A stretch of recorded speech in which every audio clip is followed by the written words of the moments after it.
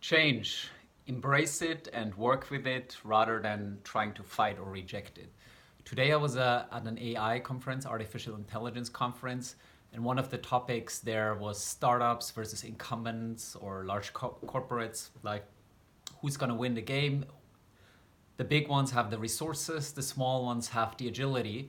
And the topic that came up is that as an incumbent, while you're dominating the market, you don't want things to change, right? You're in a kind of well-seated position, etc., and you're trying to fight. We have that scene whenever monopolies have been deregulated, like the telephone monopoly that existed in all the countries was deregulated, and suddenly lots of players. And so the incumbents have an advantage because they're already there, they have a lot of customers, they have a lot of resources, but ultimately because they're kind of trying to reject change or trying to fight it, they might slow it down, but ultimately they will lose. And that's just an analogy for our own life. Like change, life is full of change. The world is changing constantly. And what we need to do is to embrace it. So that really applies to any topic in life. Like what came up again today in this conference is obviously artificial intelligence will drive lots of changes, and why many are not that obvious yet. They're gonna come like high speed because AI, like any technology, really moves on exponentials. So there's a doubling with every step.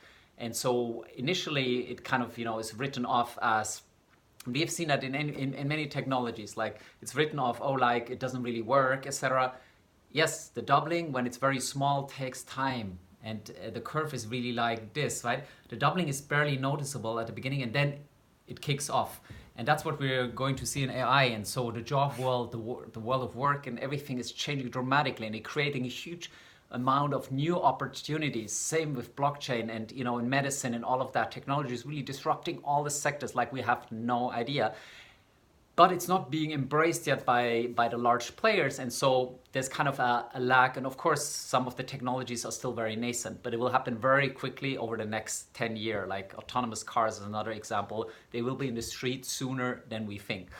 And so the same also applies. So you want to kind of look out for these things because the world will change much more than it has in the past. The speed is accelerating, and that affects everything, not just how we live and how we enjoy, like things like Alexa or voice assistants, all of that. So there's not only or Netflix, Uber, these are all convenient things, but they will also affect your work, the type of work you're doing. Today there was also a discussion about which jobs are the most affected, and yes, there's a slight skew towards lower qualified jobs that will be automated.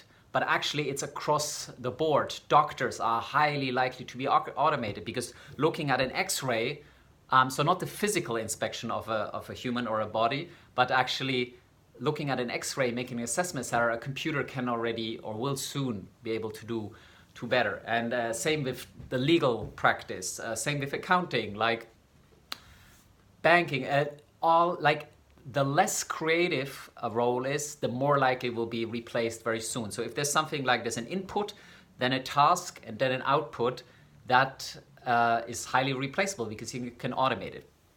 But it's not just really in a work world where you have to kind of think like what's happening next, or maybe you're just in the process of exploring what to do in the future.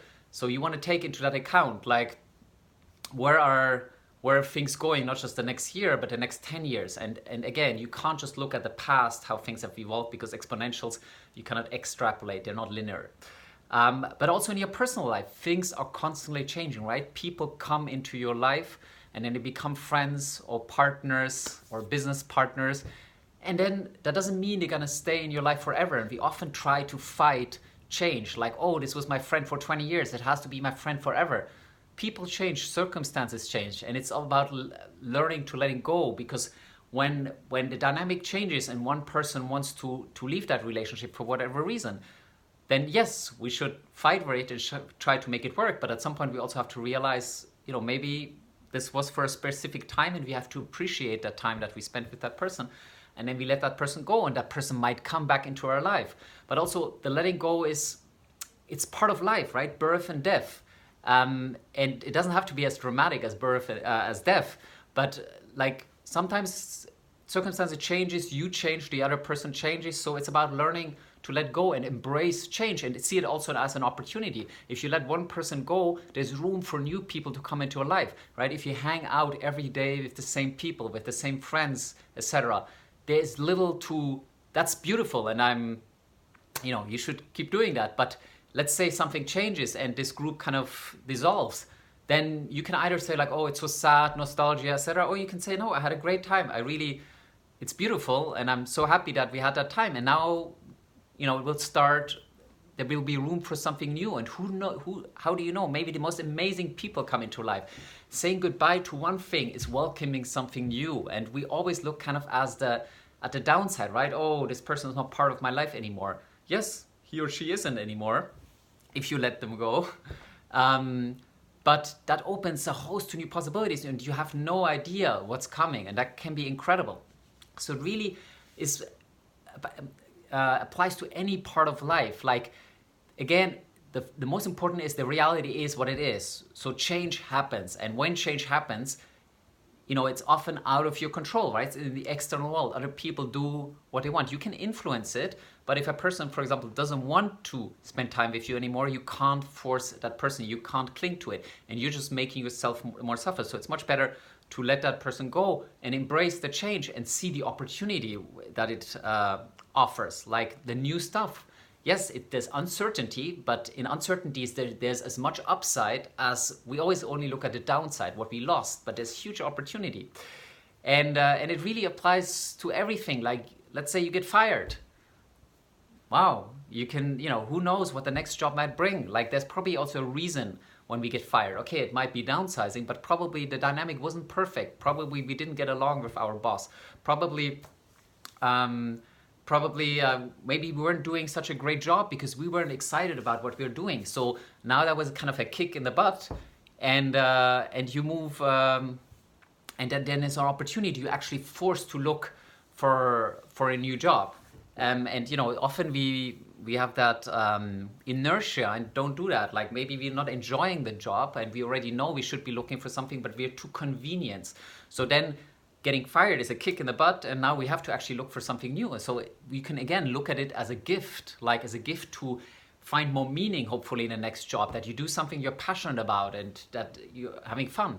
So whether it's work, whether it's the world is changing, whether it's relationships, there's always huge opportunity in change. So rather than focusing on what we're losing, it's much better to embrace the reality of it.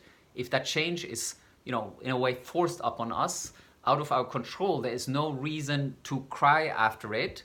Just close that chapter, say, I'm thankful, I'm grateful for having had the opportunity, if it was a beautiful chapter.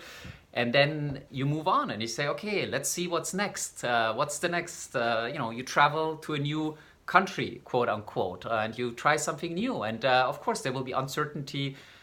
It might be a less comfortable place, but as I said, in another video that I called "Get Out of Your," life happens at the edge of the comfort zone. You want to kind of push that envelope. That's where life happens. That's where you come alive. Like, try new things. And only the first step is always similar with habits. The first step is the hardest. Doing something new, committing to something new, exploring something new. But once you have walked a couple of steps, then the rewards start coming. So it's only overcoming that inertia, kind of that holding on to the past in this case with change. No, move forward, embrace change, see that as an opportunity, and then you will see what amazing and beautiful things happen. And life will never be the same again.